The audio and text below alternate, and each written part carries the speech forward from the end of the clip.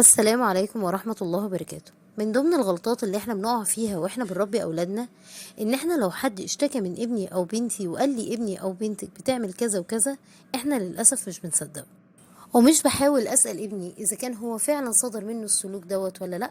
انا دايما ببقى واخد موقف الدفاع عن ابني بدون ما اعرف هو هل صدر منه السلوك دوت ولا لا.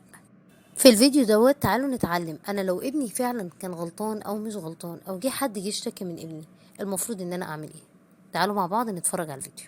ازاي يا ميس؟ ازاي تعملي لابني استدعاء ولي امر؟ ابن حضرتك بيضرب الاولاد. نعم، انا ابني مؤدب وهادي وعمري ما حد اشتكى منه. كمان ابن حضرتك بيشتم الاولاد. ايه يشتم؟ ابني انا بيشتم؟ انا ابني ما بيعرفش يقول اي لفظ سيء من بقه. غير ان ابن سيادتك بياخد الحاجة من الاولاد وبيرمي حاجاتهم في الباسكت.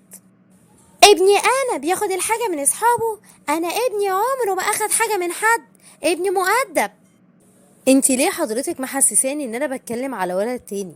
على فكرة انا ما عملتش للولد استدعاء ولي امر غير لما شفت بعيني ولقيت ان معظم اصحابه ده يعني لو ما كانوش كلهم بيشتكوا منه. على فكرة انا هروح للمدير وهشتكيك وهقول لها ان انت مستقصده ابني. اعملي سيادتك اللي حضرتك شايفاه صح، بس انا رأيي ان حضرتك تقعدي مع ابنك وتشوفي هو بيعمل كده ليه. ايه يا بنتي مستنياكي من بدري، اتأخرت عليا كده ليه؟ غصب عني يا ماما، الميس في المدرسة عاملة لابني استدعاء ولي امر.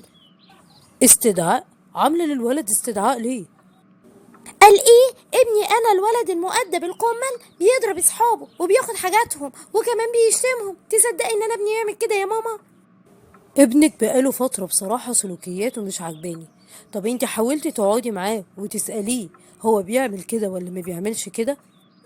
من غير ما اساله يا ماما، مش انا اللي مربياه، انا عارفه ابني يعمل ايه وما يعملش ايه.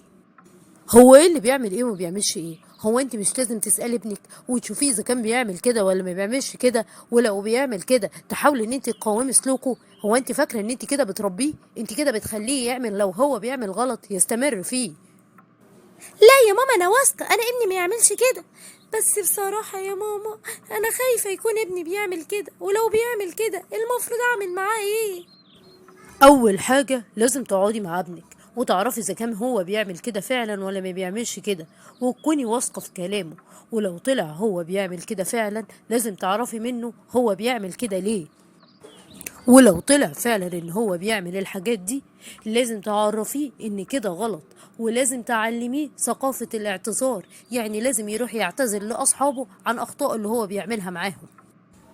وفي نفس الوقت حاولي ان انت تقومي سلوكه، وحاولي ان انت تشجعيه وتكافئيه على اي تصرف صح هو بيعمله. في مثل عربي بيقول: كل ابنك معلما وهو طفل وصديقا حين يكبر.